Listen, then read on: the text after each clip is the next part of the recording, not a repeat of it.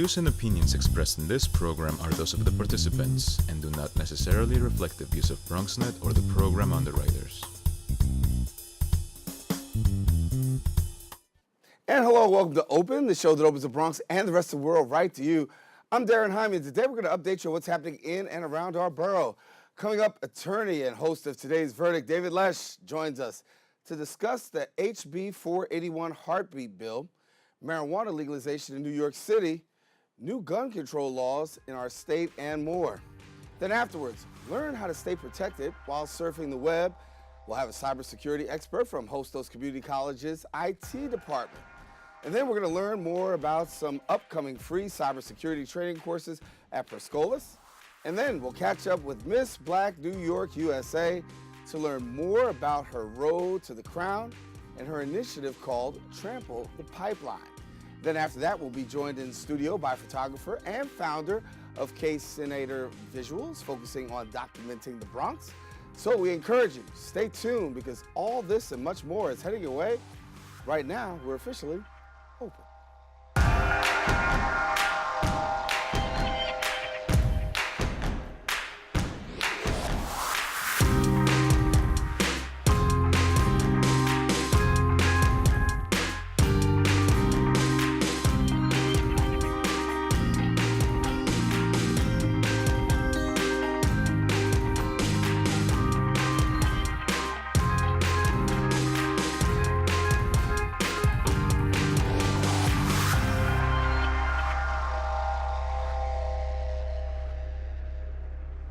And hello, everyone. I'm Daren Jaime, and today is Wednesday, May 22nd. And you're now watching Open, a live program bringing the Bronx and New York City straight to you. We also want to welcome our viewers on Manhattan Neighborhood Network, as Open is now being broadcast simultaneously on MNN's channels. You can stay connected to us via Twitter at BronxNet TV and on Facebook at Open BronxNet Television. Well, a lot has certainly been going on through the past weeks. We'll get to take you through it with some Bronx updates.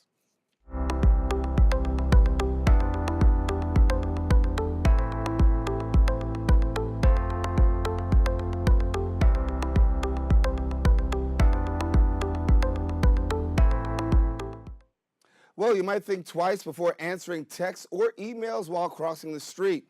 Not only is it dangerous, but now it could also become illegal to do so. A bill in New York State Senate is seeking to ban pedestrians from using portable electronic devices while crossing the road. The fines could range from $25 to $250. The statewide ban would include texting, checking emails, and browsing the internet, with exceptions to emergencies. The bill was introduced into the State Assembly last year by Assemblymember Felice W. Ortiz. State Senator John Liu introduced a version to the Senate last week. Now, the bill must be approved by the Transportation Committees in both the Assembly and the Senate before coming to a full vote. Well, what do you think? Should texting while crossing the street be illegal? Chime in on our social media at BronxNet TV. And yes, you just may see your comments right here on our screen. Well, it is graduation season, and Morehouse College class of 2019 has an additional reason to celebrate. As you've probably already heard, billionaire tech investor and founder and chief executive of Vista Equity Partners, Robert F. Smith, was the speaker at the Morehouse 2019 commencement, giving all 400 seniors at the all-male historically black college in Atlanta the greatest and most unexpected graduation gift: the erasure of their student loan debt. Now, the announcement stunned students as well as administrators and drew a massive chant from the crowd. Robert F. Smith had a message for the class of 2019. And my family is making a grant to eliminate their student loans.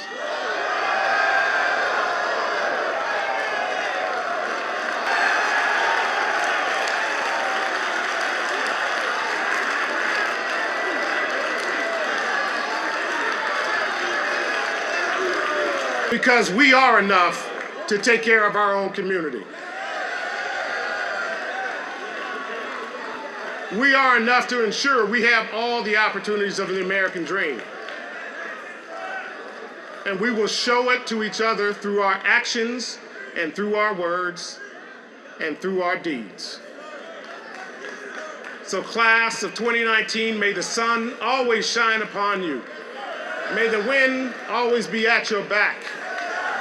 And may God always hold you in the cradle of her hand. It's got to be a great feeling just having the feeling of graduation, then having all that debt lifted. Great philanthropic work of Robert F. Smith. Well, now speaking of student debt, some students are standing with CUNY adjunct professors who are demanding fair pay and contract settlement with CUNY. They held a rally here at Lehman College with the Professional Staff Congress Union. Our Bronx State cameras were there to present the story. Sanji Lopez takes it right now.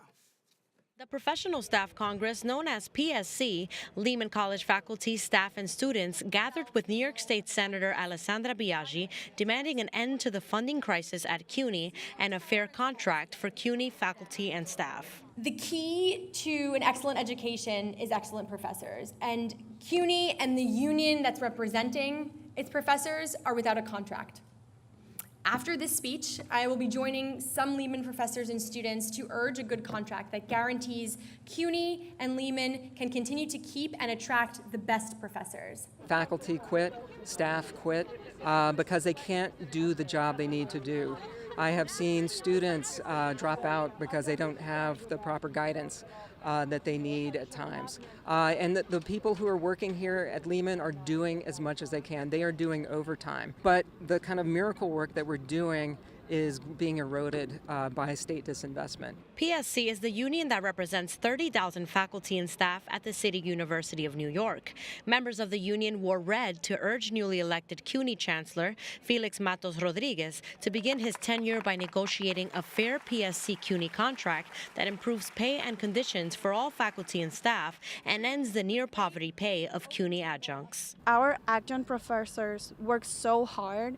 They are also students, a lot of them. They're working towards their PhDs, their masters, and they understand the students. Many CUNY students who participated in the protest also feel directly affected by the lack of funds. They're literally not getting paid enough, so they can't provide us with the resources that we need in the classroom, and it really affects our quality of education. Like, it really hurts to see that when I'm talking to my professor, it's not that they don't care, it's just that they're exhausted at this point. So they can't give me their full attention. And because of it, it has an effect on my schoolwork and my work ethic, and just affects all of us here at the campus. A lot of the students come here and just the same way that many professors are, especially the adjunct professors, worried about finances, families, healthcare issues. It gets in the way of you getting your degree, but we work hard to get towards that goal. This is everybody's fight. It's not just the faculty's fight. It's not those 3 students who are active in student government. It's every single person that steps foot on this campus. This is their fight, because everything that happens here affects every single one of us. Reporting for BronxNet, Sanji Lopez. And thank you, Sanji. That's all the time we have for our Bronx updates. Going to take a quick break. We've got more open coming up right after this.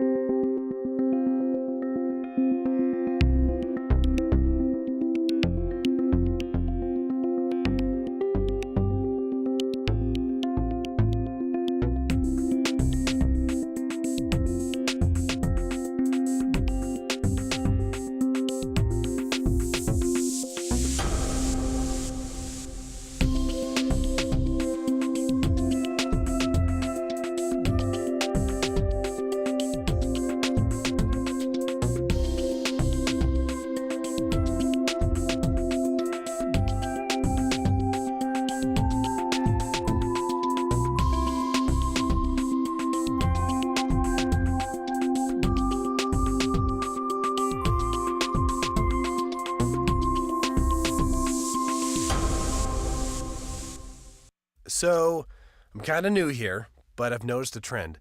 My human does this funny thing where she goes around and gets all my toys, and then she hides them in that basket by the door. But it's always the same basket, and it's always in the same place. And then she acts so surprised when I find them, but, she's putting them in the same basket. Again. It's like, hello, that's where you put it last time. You were the worst at hide and go seek.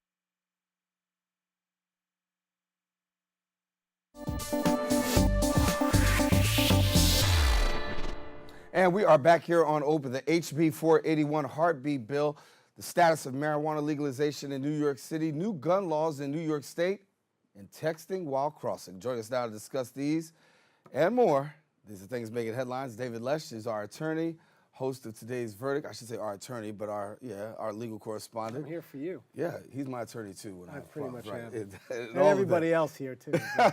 Host of today's it's good to be verdict. back. It's like coming back home when I come here. It's always a good feeling. It's great. Listen, it's a good time to be, certainly to be a Democrat in New York. A lot of laws have come down, certainly since January 2019.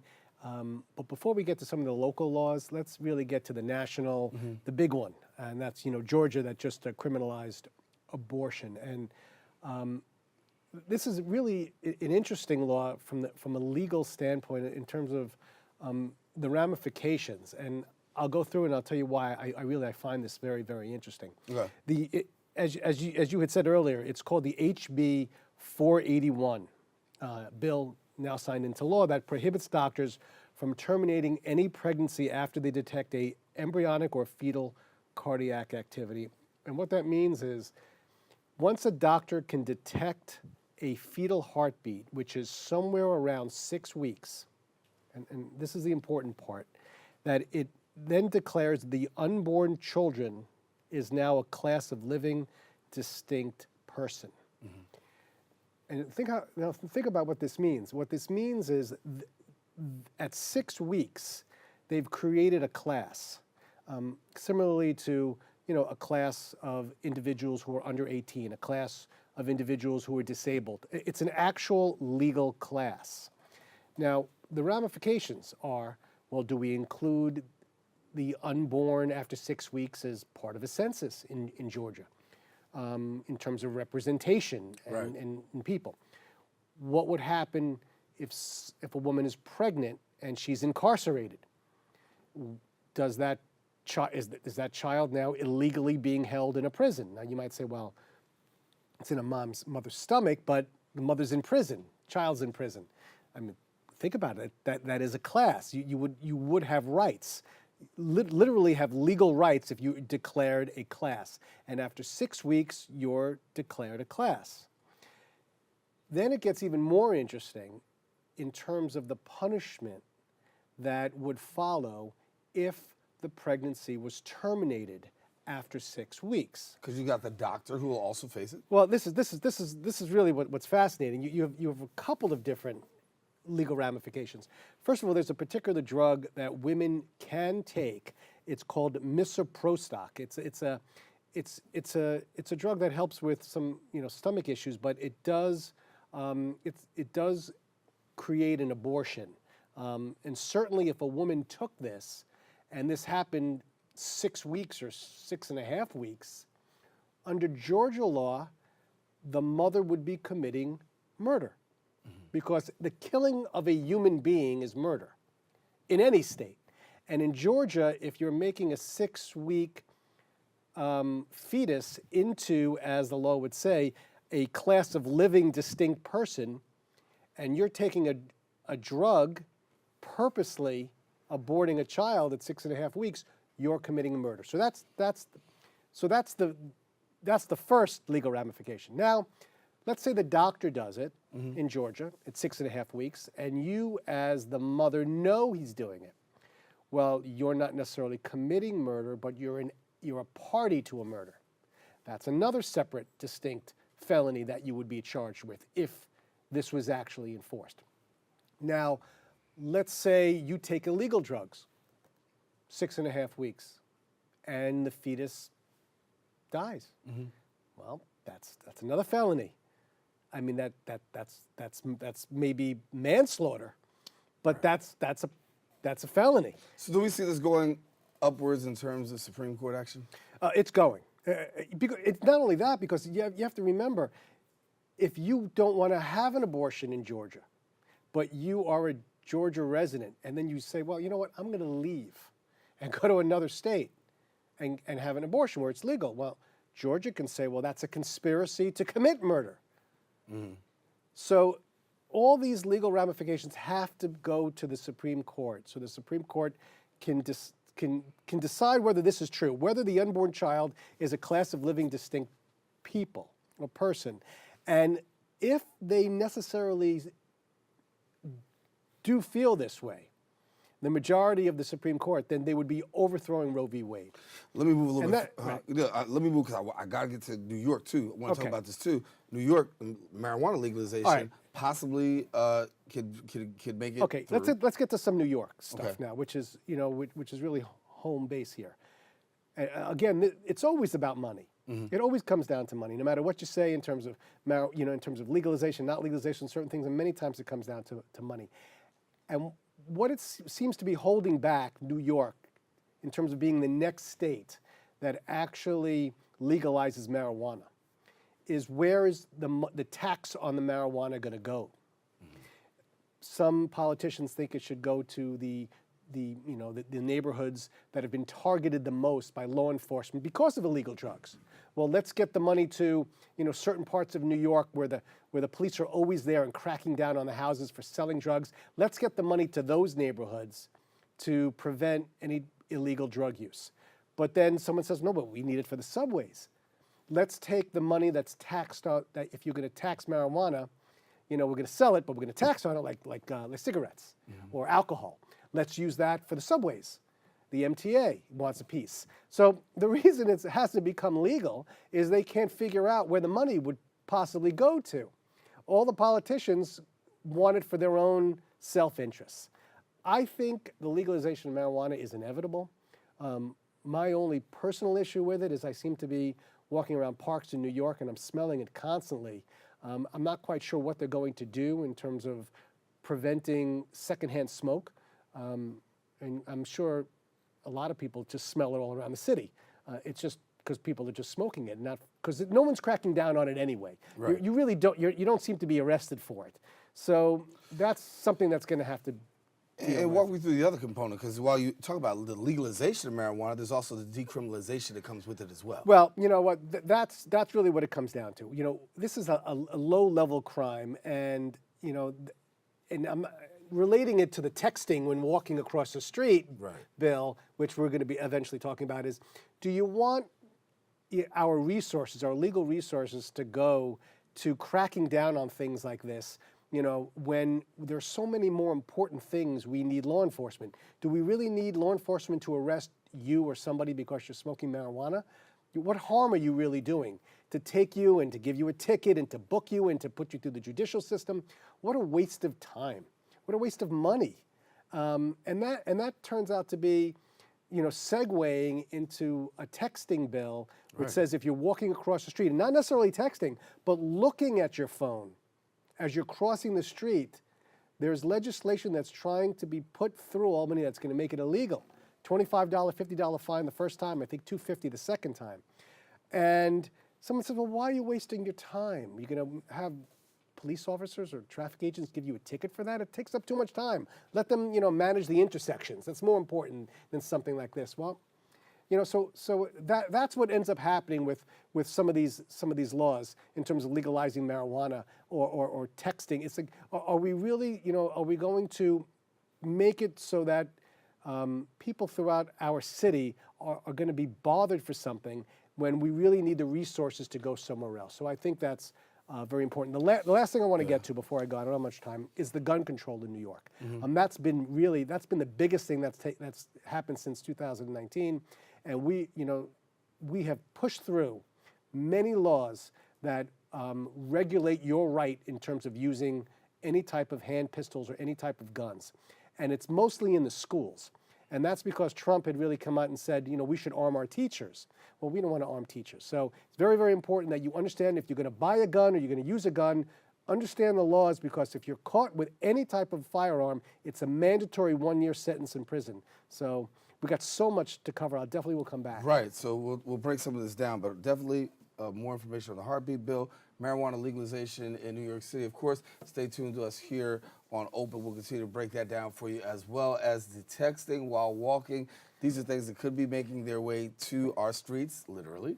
And yes, we'll have to make sure that we stay on top of that. Dave, You got it. As always, good to have you, brother. Pleasure. All righty. Now listen, if you do need some answers for some different legal issues, David's got you covered. You can connect with him, of course, on Facebook and Twitter at Today's Verdict. And you can always tune in at Today's Verdict. That's Tuesdays at 7 p.m. here on BronxNet Television. Taking a quick break. We've got more show coming up right after this. I'll never forget the day our landlord called and said, read your lease. No pets allowed. My owner tells him my dog ate the lease, but that didn't work. And now I'm stuck in a shelter. But this pit bull is ready for a new crib. I'm loving, loyal, and play well with others. So don't be intimidated by all my muscles, because the biggest one I have is my heart. That's right, I said it.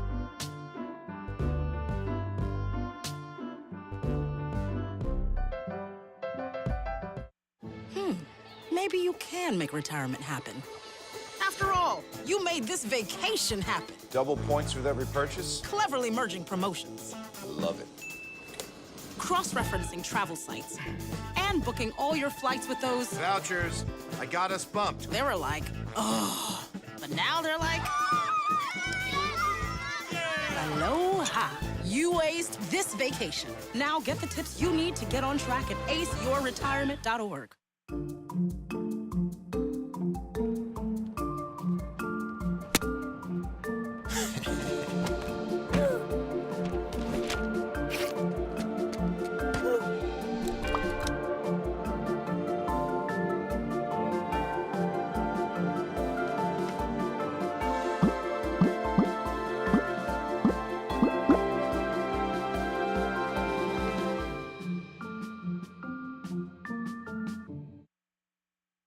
Patriotism.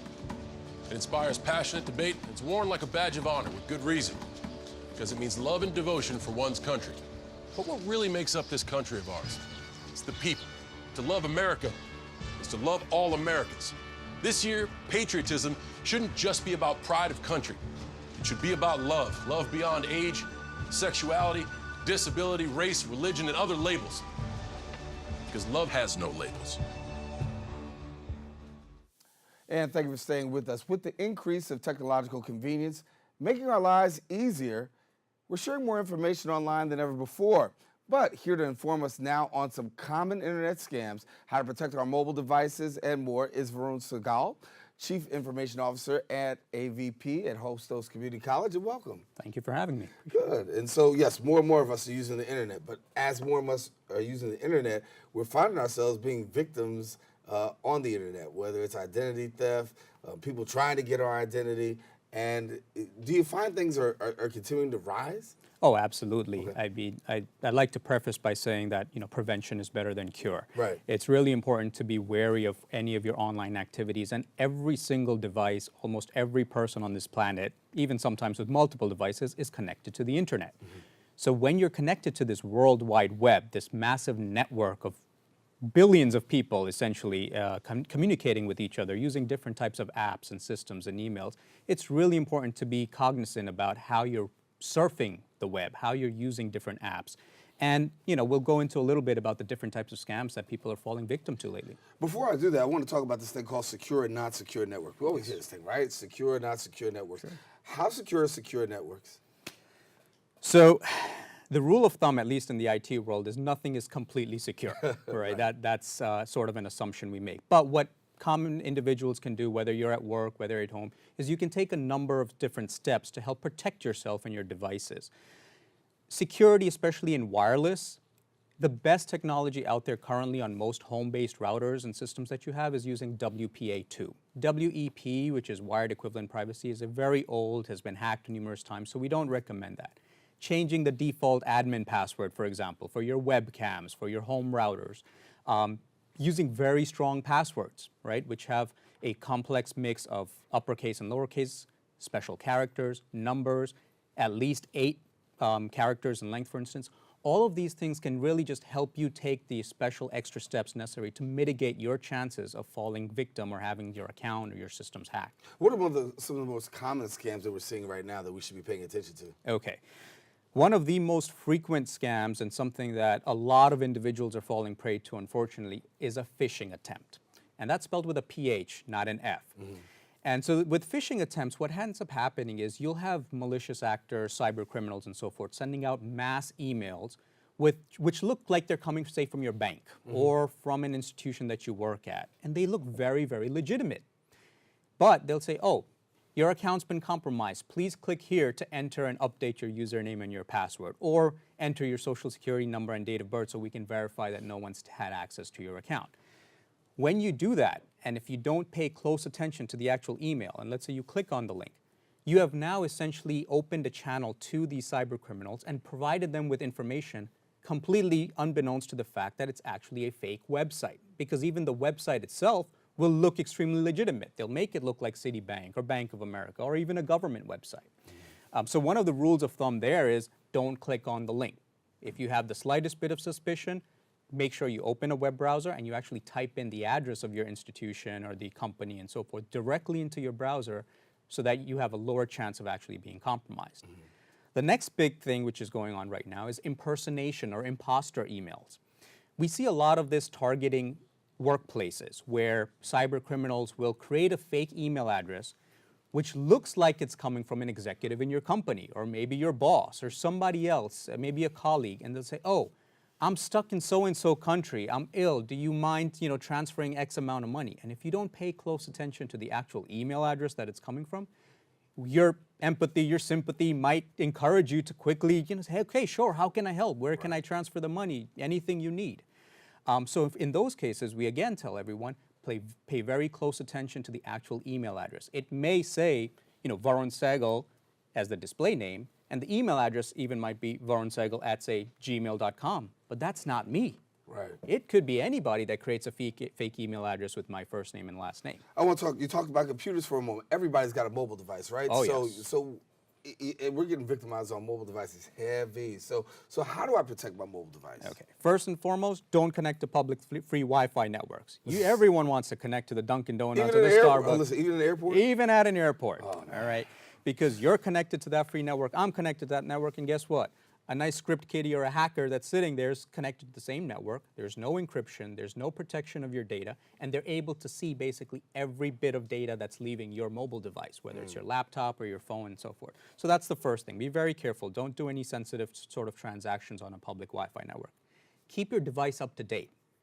The software updates that come out, don't say, oh, I'll do it later, I'll do it later, do it later. I mean, sometimes you go a month without updating it. Those updates come out for a reason. They'll patch security holes, other risks that you have on your mobile devices. So it's really important to keep that up to date. Third, keep your Bluetooth off if you're not paired with, say, your headphone or your car, etc. Even Bluetooth can be used by hackers as they're passing by you to take information off your phones. Your smartphone probably has more data about you on it than even your home computer. It has your location information. It has all your social media. It has all these different apps that you've downloaded with your credentials to get into banking websites and so forth. So as soon as someone gets access to that data or to your device, they basically have control over your life. So you've got to be extremely careful on how you do that. And lastly, be careful how you dispose of your smartphone. Don't just go trade it in and say, oh yeah, I've got my shiny new phone. You've got to wipe it before you trade it in, or before you sell it, for example. It's really important to make sure you treat that piece like the most important asset you have in your possession. Resources, right? We all need some resources to go home with. What are the best places to find resources to deal with this particular matter? Absolutely. So being aware is the most important thing. The federal government has a number of websites which you can use. StaySafeOnline.org, StopThinkConnect.org. And there's also a couple of multilingual websites out there which are great. I think the viewers will have a chance to see that at the end of this segment. And very importantly, if you've ever been a victim of a crime, for instance, it's important to report that to IC3.gov, which is the Internet Crime Complaint Center for the FBI. It's really, really critical because the more information they have about these perpetrators, the better they'll be able to go out after them. Varun, thank you so much for coming and sharing with us. Very important information, very critical information. Thank you for coming. My pleasure. Thank you for having me. No problem. Listen, I want to tell our viewers this. Varun was gracious enough to share some useful cyber resources with us for cybersecurity tips. Now, to report internet crimes and for safe family computing, you may visit the websites that you see on the screen. And take a look at them right now. We're going to leave them up there for a few seconds and make sure that you get that. Now, if you want even more resources, what you do is visit hostos.cuny.edu /IT. and you'll be able to get all the information that you need. Don't go anywhere. We'll be back with more coming up after this.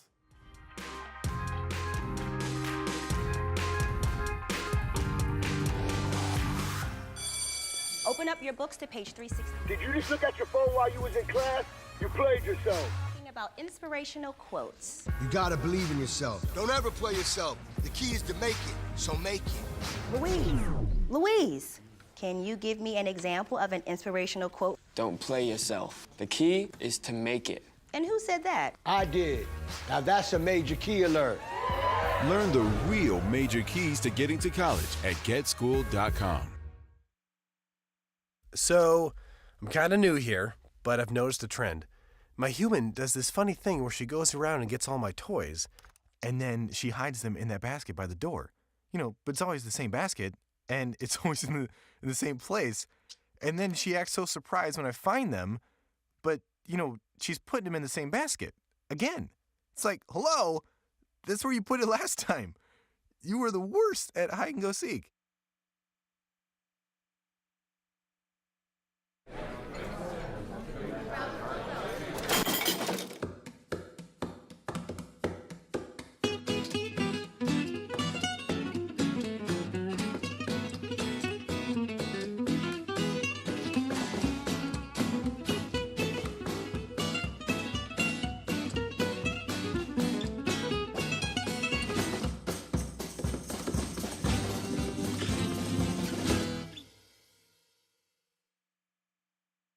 Well, Thomas, you've got prediabetes. But with more exercise and a change in diet, it can be reversed. I've tried exercising. It just makes me hungry for bacon. I love bacon, too. And who really likes to exercise? Not me. Me neither. Nobody. So we're good? What? Oh, you still have prediabetes. Big time.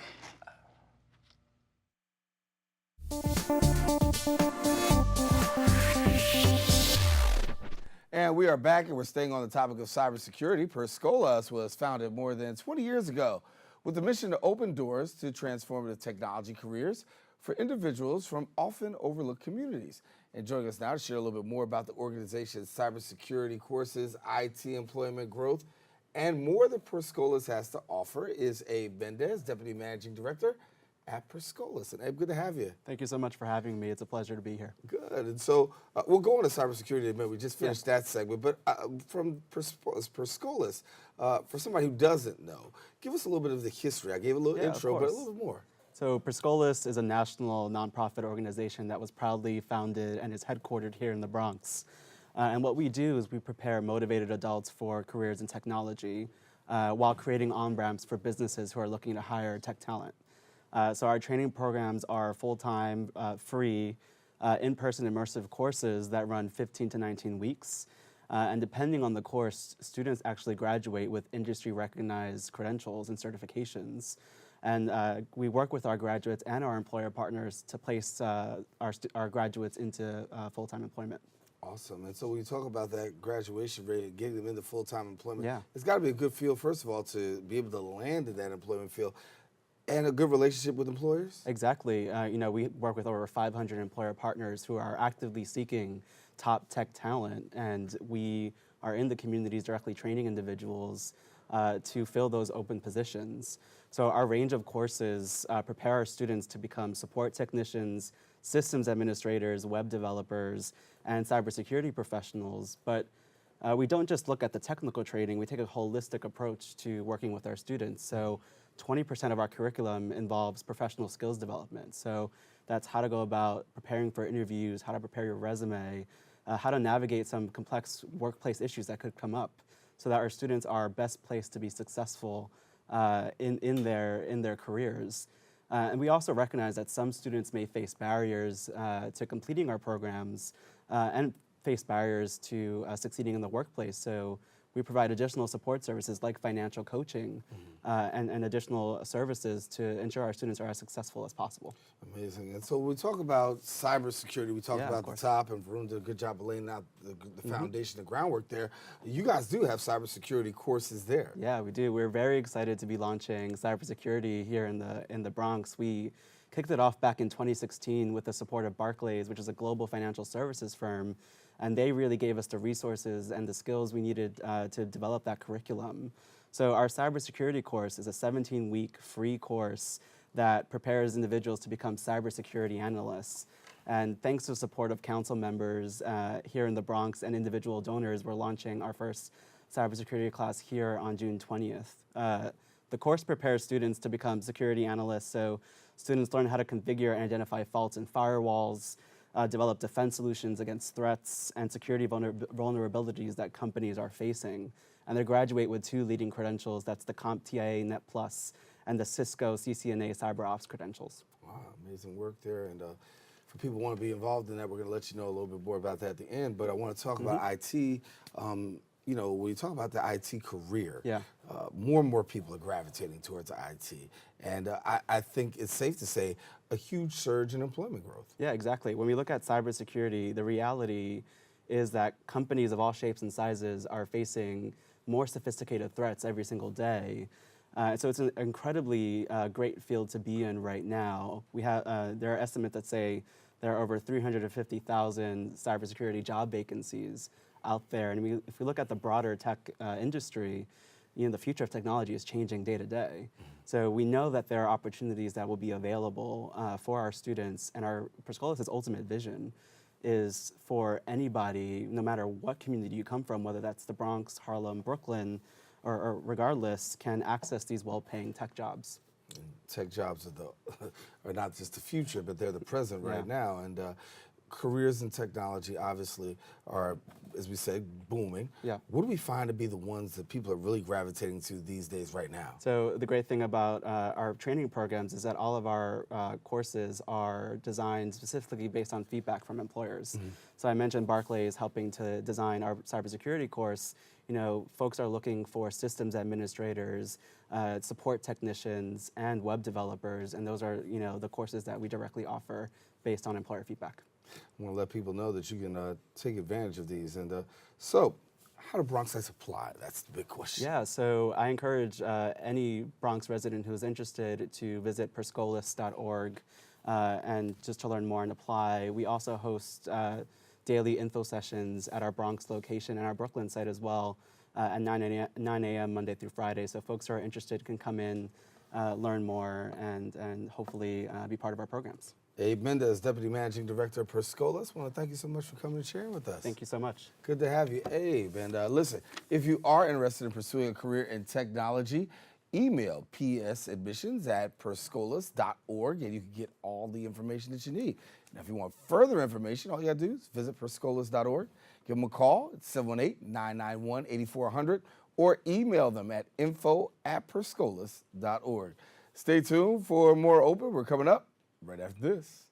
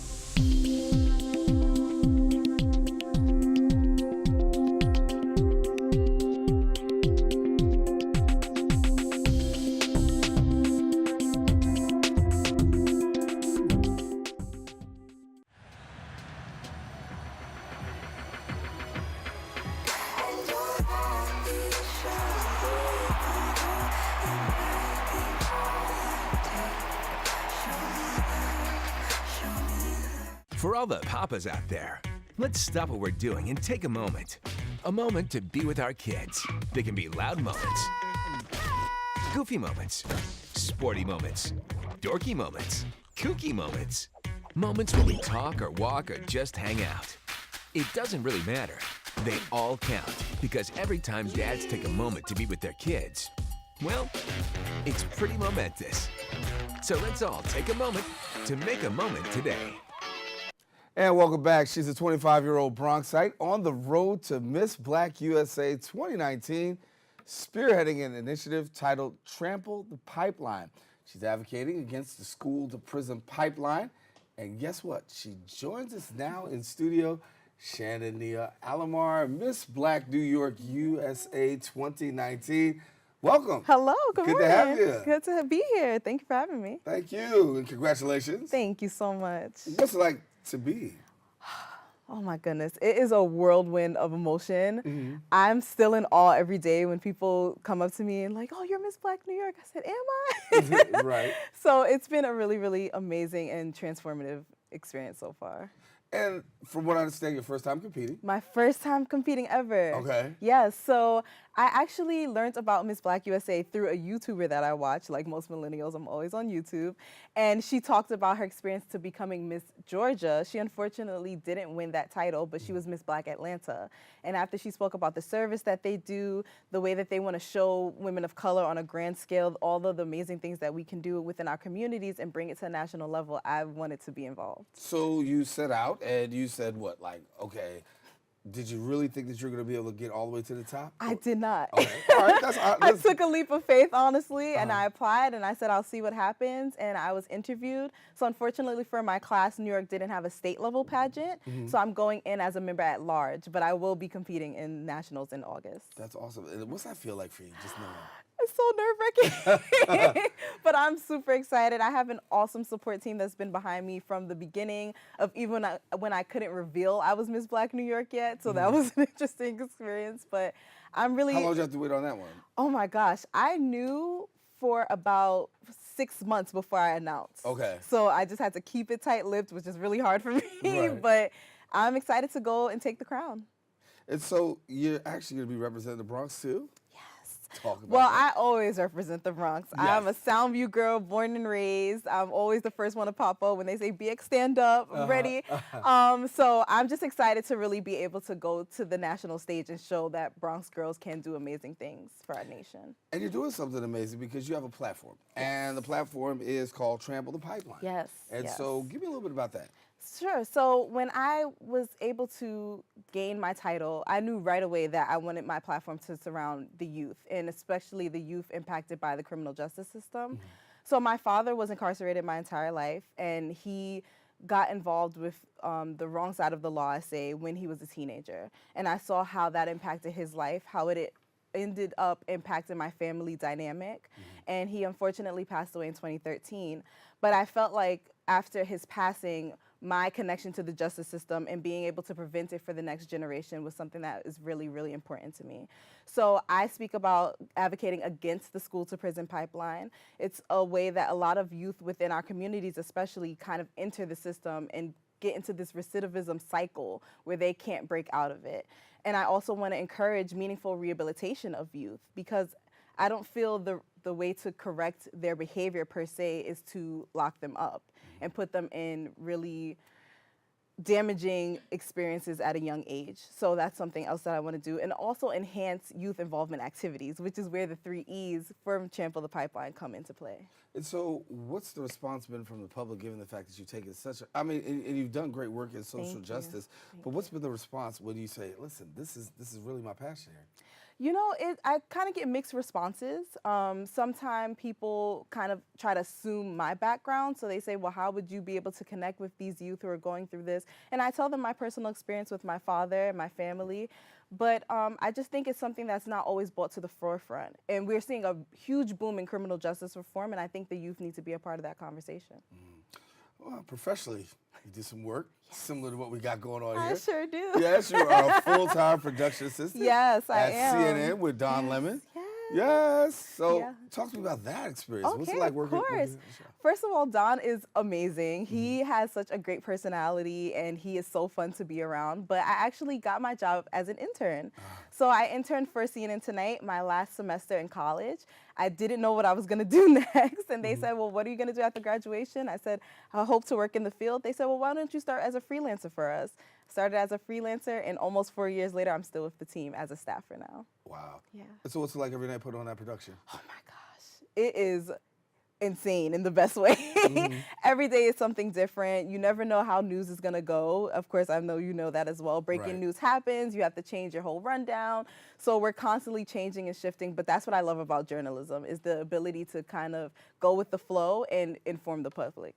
So as you go around and you start sharing across, the world now, the United States and the world, a little bit about your platform. What do you want people to take away from you, your work?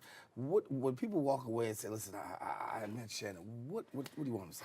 I just want people to be able to see my passion for the next generation especially. And I know I'm still young to many people, so they're like, you're a youth. And I'm like, am I? But I just want them to see that I really want to fight for the next generation because they are our future.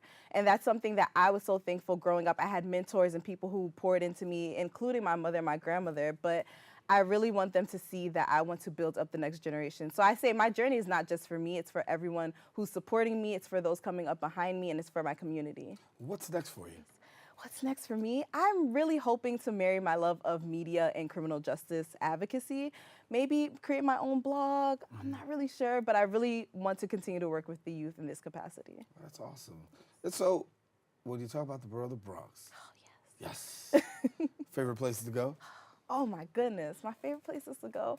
I love Soundview Park. I love that they have updated it because that's the park I grew up in. So now it's just like this beautiful landscape that people won't even imagine is in the Bronx. The ferry is my favorite thing now too. I can't even believe we have a ferry. It always kind of trips me up. Where else do I love to go? Anywhere with good food. I'm always on Fordham Road, going to shops and things, even though it's really busy and I try to avoid it. But if I do need to shop, I love going to Fordham Road. Shannon Nia Alomar, she is, well, we should let you know, Miss Black USA 2019 and Miss Black New York USA 2019. I mean, I claim it. Yeah, claim it. There it is. That's it. She already is, right? I gave her the title. It's actually Miss Black New York USA 2019. She will be competing for Miss Black USA coming up, and we want you to stay connected to her. But talk about this platform, because you do have this tremendous platform that is presented by this pageant. Yes, absolutely. So just a little bit of background on the Miss Black USA pageant. So there's different pageant systems, of course, everyone has seen. Miss Black USA was founded in 1986 by Karen Arrington, and she wanted to create a national platform for women of color, as I mentioned, to show their talents. So through becoming Miss Black USA, hopefully, I'll be able to take my personal platform to a national level and also spread the knowledge of the pageant overall.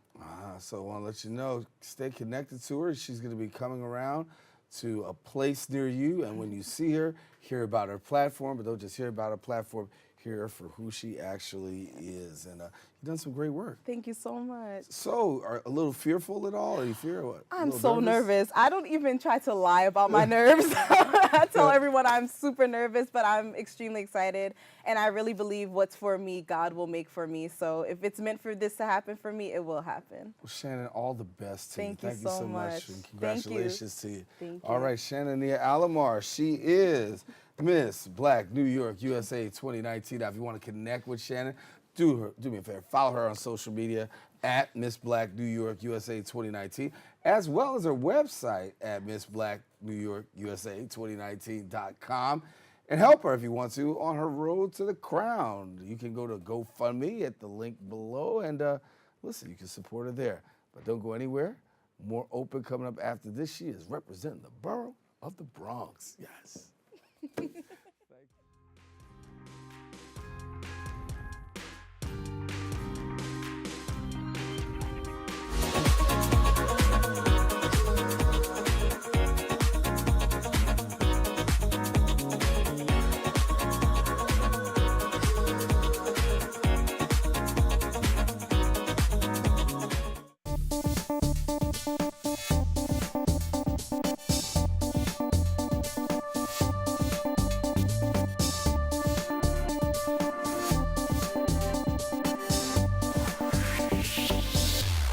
150 over 90.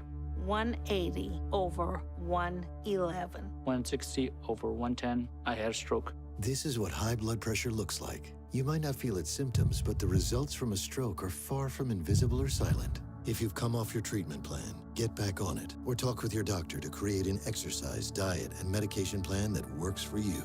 Go to loweryourhbp.org. If I would have followed a treatment plan, I would not be in this situation. How can I help my daughter with her reading? Searching for help with Dachshund reading. No. Let me try. Sarah's bright, but when she's reading, she has trouble sounding out words. Playing world music. What? I give up. Wait, I was trying to show you how Sarah feels every day. Frustrating, isn't it? Redirecting to understood.org. Join parents and experts at understood.org, a free online resource about learning and attention issues to help your child thrive. Well, Thomas, you've got prediabetes. But with more exercise and a change in diet, it can be reversed. I've tried exercising. It just makes me hungry for bacon. I love bacon, too. And who really likes to exercise? Not me. Me neither. Nobody. So we're good? What? Oh, you still have prediabetes. Big time.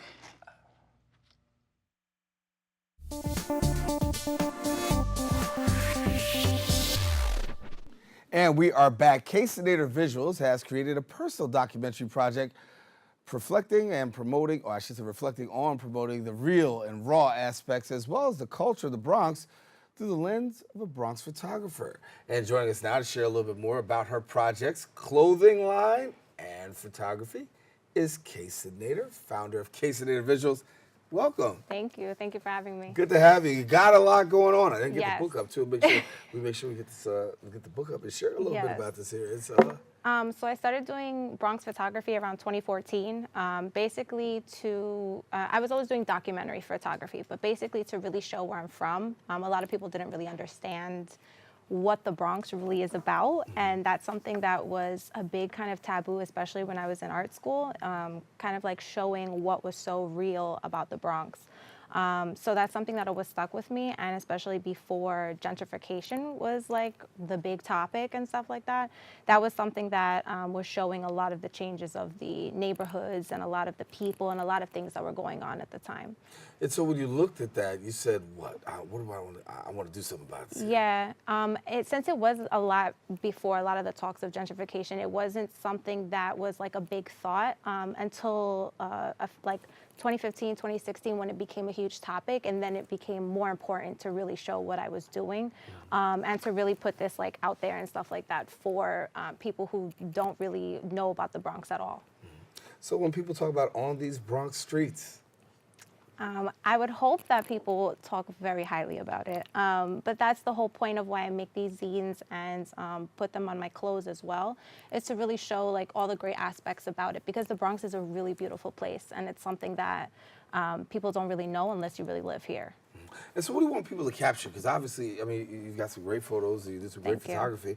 Talk to us about what you want people to capture as they're looking. I think it's more of when you're doing photography yourself, it's more of how you see what you're looking at. I normally do it kind of very realistic shots and things like that are happening at the moment, not so much many posed things. But when I do, and when I talk to people about photography, I would hope that they just really see the things that that's whatever's capturing their eye, whatever's capturing their focus, because there's no real thing to photography really. It's just how you view the world, basically. Right, and you get people seeing it from very different perspectives. Yeah. And so you're going to have an opportunity for people to actually see your work. Got Yes. a couple shows coming up. So on this Saturday coming up, with Image Gallery and Escape to New York, we're having a group art show with 14 other artists. And basically I'm having 4 new pieces that haven't really shown out there before, that are going to be hung up and everything as well. And then on June 7th, I'm going to be with Fantasy and Color, and I'll be showing some work there as well. You've got photography. Yeah. And then you've got some other stuff going too. Yes. So with my brands, basically, I do books and I do make sure that everything is basically with the whole essence of what the Bronx is. Mhm. So I ended up creating a Bronx portfolio box set that I'm now releasing. And what's so great about it is that it has the basically the subway map. Mhm. But the great thing about it is that it also has interactive prints where it's different from the actual book.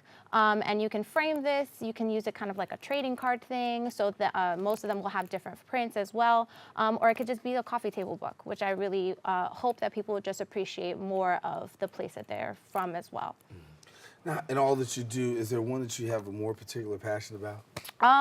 Photography has always been my passion since I was a child, but lately, within the past like 2 years, since 2017, I've done clothing and crafting and stuff like that. So I make my own kind of jewelry and a lot of things that basically signify the Bronx. So right now, this is like a new tote that I have. Right, we'll show the people the tote bag right yeah. here. The shirt that I'm wearing also comes from my brand. So it's basically to just signify the beauty of the Bronx that you could wear and have and things like that.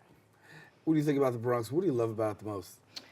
Oh, I mean, I love everything about the Bronx because I guess it's, well, I'm Puerto Rican descent, so basically I love the different cultures that are a part of the Bronx. There's so many mixtures of people that are part of it as well, and you get to really experience the different neighborhoods and the different foods and the sounds and the smells, and I think all of that is what really makes the Bronx as special as what it is. And for you as an artist, talk to other people who are artists out there because, you know, I've often had this conversation about arts is not always highly publicized. Yeah. In schools, it's not, you know, frequently, you know, lifted up. But for you, it's become a career. Yeah, I think it's because I had great role models. So my mom and my family basically encouraged me taking photos since like forever. I used to walk around with a disposable camera, so that's really what kind of brought a lot of my documentary photography out. But it wasn't until really I pushed more, especially in art school. I went to the School of Visual Arts, so it wasn't until then that I basically was making sure that this was a very big, important topic to be looked at and that it needs to be seen, especially in this time. And coming up in the future, what do you see yourself focusing on going forward in your photography? Mainly the photography, the books, things like that. I've always just kind of pushing to be in more shows to kind of get more people's attention about what's happening here, what I'm doing as well. But I think that eventually I do want to have like my own studio that would basically give underprivileged people who can't really afford big photography services with like headshots for jobs and things like that in order to help serve back my community as well. Alrighty, well, K-Sinator, thank you so much for coming and joining us. Thank you, I appreciate it. K-Sinator from K-Sinator Visuals. Now to check out her work, visit ksinatorvisuals.com and on Instagram at K-Sinator Visuals. Now, I want to let you know, unfortunately, we have come to the end of our show today. I want to thank all our guests for joining us, but most of all, I want to thank you, the viewer, for tuning in. Now, if you missed any part of today's show, you can catch the Recablecast at 5 and 10 p.m. on Optimum's Channel 67. If you have Verizon Fios, check us out on Channel 33 or watch us anytime on the web at bronxnet.org. That wraps it up for us here on the set of Open. I am Daren Jaime telling you, make sure to keep this channel wide open. Take care. God bless. We'll see you soon.